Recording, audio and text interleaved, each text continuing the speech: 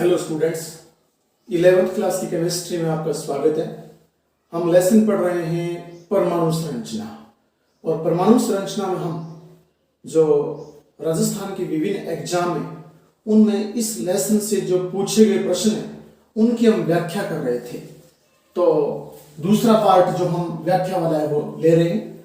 और जैसे प्रश्न पूछा गया था, लिख रहा हूं, रुबिडियम, ये 37 नंबर पर आता है। रुबिडियम आरबी रुबिडियम बोलते हैं और एस ब्लॉक का तत्व है और 37 नंबर पर आता है, याद रखना। पूछा रुबिडियम के संयोजी कोश या संयोजी इलेक्ट्रॉन, रुबिडियम के संयोजी इलेक्ट्रॉन के लिए चारों क्वांटम संख्याओं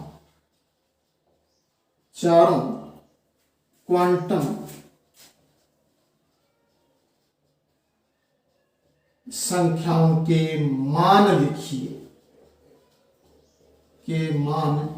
लिखिए, ऐसा प्रश्न पूछा गया था। रुबिडियम, याद रखना, परमाणु क्रमांक नहीं दिया था, वो हमें याद होना चाहिए। रुबिडियम 37 नंबर पर आता है। तो इसके संयोजी इलेक्ट्रॉन बोलते हैं अंतिम कोश के इलेक्ट्रॉन को। उसके लिए चारों क्वांटम संख्याएं पहली होती है n, जिसे आप मुख्य क्वांटम संख्या बोलते हो, प्रिंसिपल क्वांटम नंबर।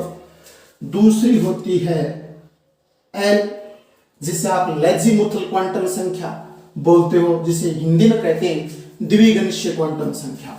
और तीसरी होती है m, मैग्नेटिक क्वांटम नंबर, जिसे आप चुंबकीय क्वांटम संख्या बोलते हो।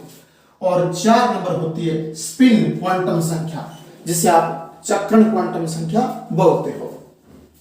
तो इन चारों क्वांटम संख्याओं के मान हमें निकालने हैं किस रुबिडियम 37 में, और संयोजी इलेक्ट्रॉन के लिए, अर्थात अंतिम कोश में भरा हुआ जो अंतिम इलेक्ट्रॉन है उसे बोलते हैं संयोजी इलेक्ट्रॉन। उसके लिए हमें चारों क्वांटम संख्याओं के मान ज्ञात करते हैं।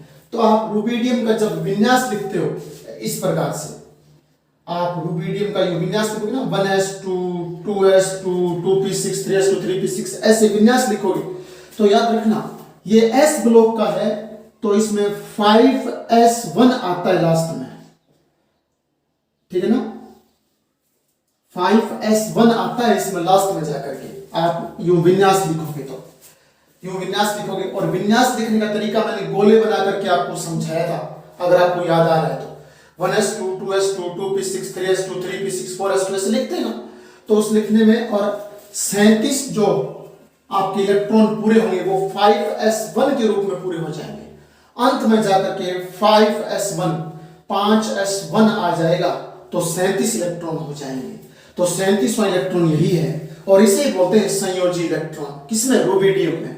और इस संयोजी इलेक्ट्रॉन के लिए, इस इलेक्ट्रॉन के लिए जो ऊपर लगा हुआ इलेक्ट्रॉन, इस इलेक्ट्रॉन के लिए हमें चारों क्वांटम संख्याओं के मान लिखने हैं। ऐसे प्रश्न पूछे जाते हैं, तो आप ध्यान से सुनिएगा और फिर आपको सारे हल करने आ जाएंगे।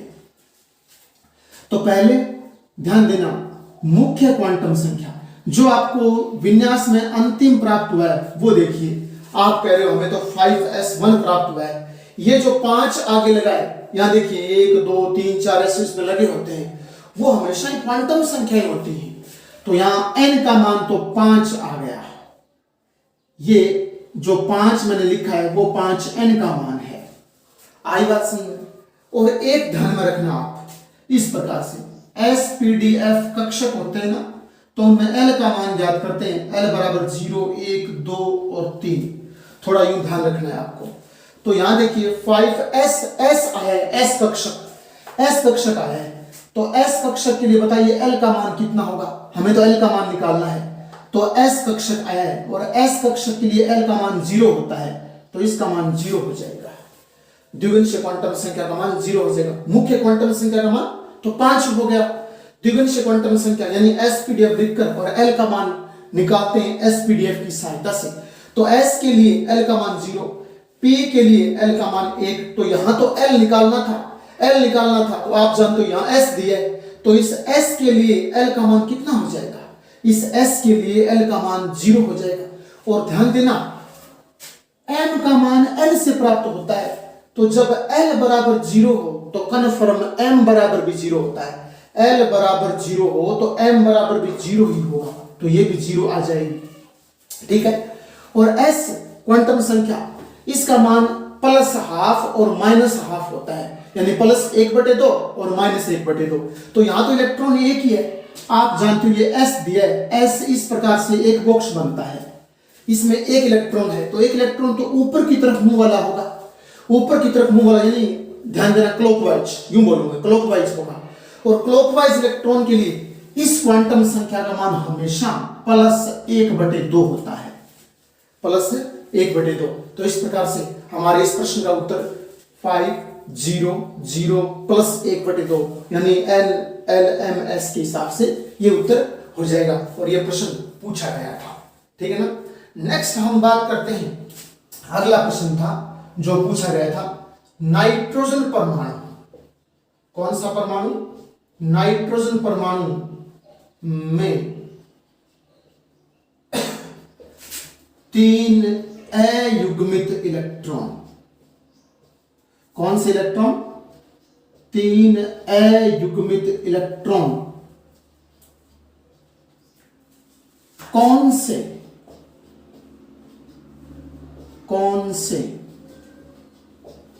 नियम के अनुसार, कौन से नियम के अनुसार होते हैं, कौन से नियम के अनुसार। नाइट्रोजन है, नाइट्रोजन N प्रतीक लिखा है, परमाणु में 3 अयुग्मित इलेक्ट्रॉन कौन से नियम के अनुसार होते हैं, और उसमें नीचे ऑप्शन दिए गए थे। तो यहां देखिए, आप निकालने के लिए अयुग्मित इलेक्ट्रॉन और 3 बताए हैं प्रश्न में। तो नाइट्रोजन है, आप जानते हो नाइट्रोजन 7 नंबर पर आता है, आवर्त सारणी में 7 नंबर पर आता है। इसका विन्यास जब लिखें तो 1s2 2s2 2p3, 7 परमाणु क्रमांक, तो 7 इलेक्ट्रॉन, तो मेरे को 7 इलेक्ट्रॉन पूरे करने हैं, तो 2 2 4 3 7 पूरे हो गए, p में 3 भरे गए तो 7 पूरे हो गए। तो अब 3 अंतिम देखिए, अंतिम p है, और p में कितने भरे हैं, p में इलेक्ट्रॉन 3 भरे हैं, तो p को इस प्रकार से यूं हम निरूपित करते हैं, p में 3 बॉक्स बनते हैं। तो इसमें आप जानते हो पहले एक एक इलेक्ट्रॉन भरते हैं, फिर युग्मन करते हैं। तो यहां 3 है, 3 पहले एक भर दिए मैंने, तो भर दिए, तो बताइए फिर और तो है नहीं, तो कैसे भरूं, तो 3 ही भरे जाएंगे। और 3 क्या हुए, अयुग्मित इलेक्ट्रॉन, यानी जो पेयर में नहीं होते, नॉन पेयर वाले, तो नॉन पेयर वाले 3 हैं।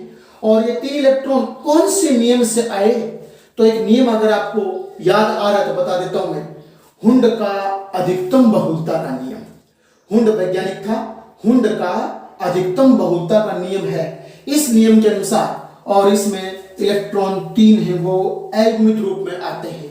तो ये 3 अयुग्मित इलेक्ट्रॉन नाइट्रोजन परमाणु में हुंड के अधिकतम बहुलता के नियम के अनुसार आते हैं। कौन सा, हुंड का अधिकतम बहुलता का नियम, हुंड का अधिकतम बहुलता का नियम, हुंड का अधिकतम बहुलता का नियम, ये इसका उत्तर हो जाएगा। पहले इसकी व्याख्या यूं हमें इस प्रकार से करनी पड़ेगी, इस प्रकार से व्याख्या करने के बाद में ये इसका उत्तर बन गया कि ये 3 अयुग्मित इलेक्ट्रॉन और हुंड की जो अधिकतम बहुलता का नियम है उससे भरे गए हैं। ये हुंड का अधिकतम बहुलता का नियम क्या था, ये नियम था कि परमाणु के कक्षकों में इलेक्ट्रॉन भरते समय पहले एक एक इलेक्ट्रॉन भरा जाता है, फिर उसके बाद उनका युग्मन शुरू किया जाता है। ये बात आप ध्यान में रखना, तो थोड़ा सा याद रखना। नेक्स्ट प्रश्न जो पूछा गया था वो ये था कि 3s और 2p, कौन सा, 3s व 2p कक्षकों के लिए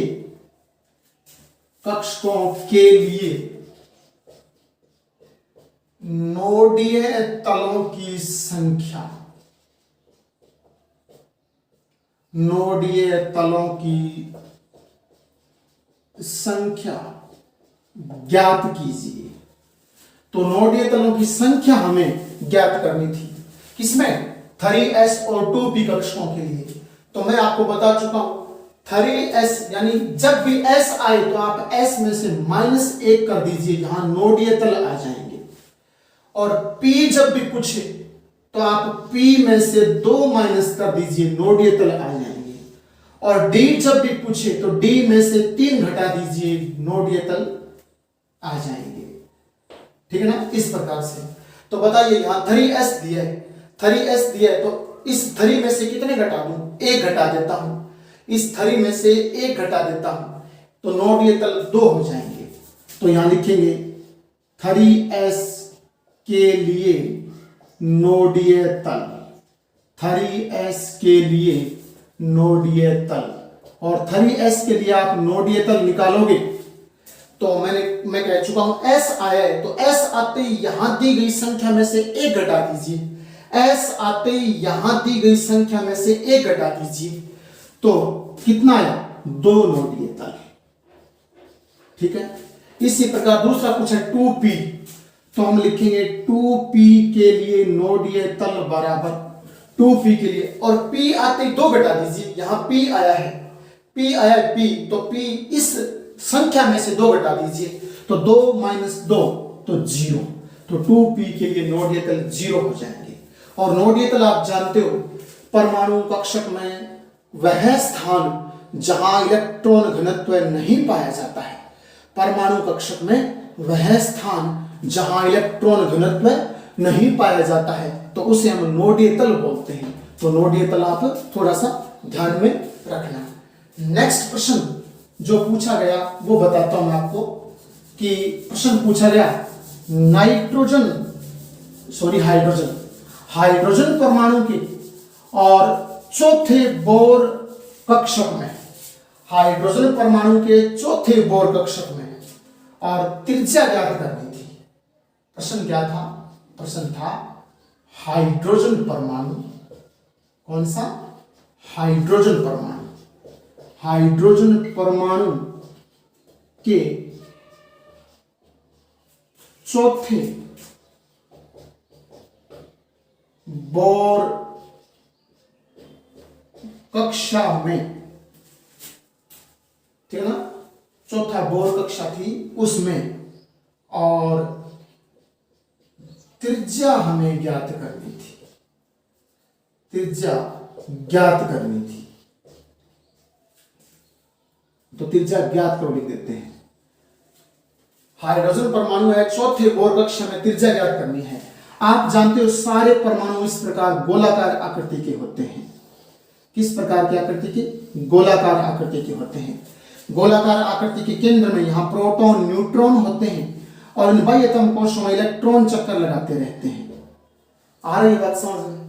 तो हमें पूछा, जैसे ये पहली बोर कक्षा जिसे के बोलते हैं, दूसरी को एल बोलते हैं, तीसरी को एम बोलते हैं, और ये चौथे वाली को N, K L M N O P, ये अनंत होती है, असंख्य होती है, के एल एम एन। तो यहां 1 नंबर, 2 नंबर, 3 नंबर, 4 नंबर जो कक्षा है, उस कक्षा में, और हमें जो इलेक्ट्रॉन घूम रहा है उस इलेक्ट्रॉन की त्रिज्या, त्रिज्या यहां नाभिक से लेकर के और जो अंतिम इलेक्ट्रॉन भरा है उसके बीच की दूरी, अंतिम कोश में भरे हुए इलेक्ट्रॉन और नाभिक के बीच की दूरी त्रिज्या कहलाती है। तो त्रिज्या हमें पूछी है चौथे बोर कक्षक में, यानी पहला छोड़ देंगे, दूसरा छोड़ देंगे, तीसरा छोड़ देंगे, और चौथे बोर कक्षक में इलेक्ट्रॉन घूम रहा है, उस इलेक्ट्रॉन और नाभिक के बीच की दूरी त्रिज्या कहलाती है। वो त्रिज्या हमें ज्ञात करनी है, और बोर ने ये कक्षाएं ज्ञात की थी, इसलिए उसे बोर कक्षाएं बोलते हैं। केएलएमएन को बोर कक्षाएं कहा जाता है। तो हम त्रिज्या ज्ञात करेंगे, तो त्रिज्या का सूत्र बोर ने दिया था, R बराबर 0.529 इंटू एन स्क्वेयर बटे जेड एंगस्ट्रम। एंगस्ट्रम मात्रक होता है, 1 एंगस्ट्रम बराबर 10 की -10, याद रखना, आपके मीटर होते हैं, और 10 की -8 सेंटीमीटर होते हैं। तो हमें R बराबर रख के और 0.529 गुणा n कोषों की संख्या है, कक्षाओं की संख्या है। हमें कहा है चौथी बोर कक्षा, कौन सी? 4 नंबर वाली, 4 नंबर वाली बोर कक्षा। तो यहाँ n का मान 4 आ जाएगा। n का मान जब 4 आ जाएगा तो याद रखना कि 4 का यहाँ इस प्रकार से वर्ग कर देंगे और बटे में क्या लगा देंगे? हाइड्रोजन परमाणु के लिए Z हाइड्रोजन परमाणु का क्रमांक है, यानी किसी भी परमाणु का परमाणु क्रमांक Z होता है। और हमें तो हाइड्रोजन दिया है, यहाँ पर हाइड्रोजन दिया है, तो हाइड्रोजन परमाणु तो 1 नंबर पर आता है आवर्त सारणी में, तो यहाँ Z बराबर नीचे 1 आ जाएगा। तो इसका कोई फर्क यहाँ पर पड़ना नहीं है। और आप कैलकुलेशन जब करोगे तो यहाँ इसका उत्तर आप याद रखना एंगस्ट्रम में आ जाएगा। कितने में? एंगस्ट्रम में यहाँ इसका आंसर आ जाएगा। आप कैलकुलेशन करना, यानी इसका वर्ग 16 हो गया। सीधी बात है, 4 का वर्ग 16, तो मैं 0.529 को 16 से गुणा कर दूंगा और यहाँ आंसर आपके एंगस्ट्रॉम में प्राप्त हो जाएगा, क्योंकि हमें ये जो सूत्र है वो एंगस्ट्रॉम वाला दिया है, तो यहाँ उत्तर भी हमें एंगस्ट्रॉम राशि में ही प्राप्त हो जाएगा। तो थोड़ा सा ये आप ध्यान में रखना इस प्रकार से। और एक प्रश्न और इसमें हल कर लेते हैं, 5 नंबर वाला, ठीक है ना। और प्रश्न क्या पूछा गया था? प्रश्न ये पूछा गया था बोर सिद्धांत के अनुसार। किस सिद्धांत के अनुसार? बोर सिद्धांत के अनुसार। बोर सिद्धांत के अनुसार चौथे ऊर्जा स्तर में, कौन सा? चौथा ऊर्जा स्तर है। ऊर्जा स्तर इन्हीं को बोलते हैं, जो कक्षा है इनको ही बोलते हैं, इनको ऊर्जा स्तर भी कहते हैं। KLM को ऊर्जा स्तर भी कहते हैं, इन्हें कक्षा भी कहते हैं। तो चौथे ऊर्जा स्तर में, 4 वाले इसी ऊर्जा स्तर में इलेक्ट्रॉन के लिए कोणीय संवेग, इलेक्ट्रॉन के लिए कोणीय संवेग का मान ज्ञात करो। कोणीय संवेग का मान ज्ञात करो। बोर सिद्धांत लागू करना है, चौथा ऊर्जा स्तर दिया है, उसमें इलेक्ट्रॉन घूम रहा है, उस इलेक्ट्रॉन का कोणीय संवेग क्या होगा ये हमसे पूछा है। तो याद रखना कोणीय संवेग का एक सूत्र होता है, mvr = nh/2 पाई, ठीक है ना, nh/2 पाई। तो आप क्या करोगे? mvr बराबर दोबारा निकालोगे तो n, यहां जो भी आपको ऊर्जा स्तर दिया है, कोष दिया है, वो हो जाएगा। चौथा दिया है तो n बराबर तो 4 लिख दूंगा। h का यहां, वहां ऑप्शन में h था, लेकिन यहां h का अर्थ प्लांक नियतांक होता है, और प्लांक नियतांक की वैल्यू होती है 6.626 into 10⁻⁻34 joule into second. 6.626 into 10⁻⁻34 joule into second, ये प्लांक नियतांक की वैल्यू है। लेकिन हमारे ऑप्शन में वहां प्लांक नियतांक को h के रूप में लिखा था, इसकी वैल्यू वहां नहीं लिखी हुई थी। तो n के स्थान पर तो यहां ऊर्जा स्तर चौथा दिया, ये वाला 4 आ गया, और h का h लगा दूंगा, बटे में 2 पाई। इसको हल करेंगे तो 2 से 4 कट जाएगा, तो आ जाएगा उत्तर 2h/पाई। 2h/पाई, यानी चौथे ऊर्जा स्तर में जो इलेक्ट्रॉन घूम रहा है उसके कोणीय संवेग का मान 2h/पाई ये प्राप्त हुआ था। वहां ऑप्शन इस प्रकार दिए हुए थे। तो ये सामान्य से प्रश्न आप ध्यान में रखना, ऐसे प्रश्न पूछे जाते हैं।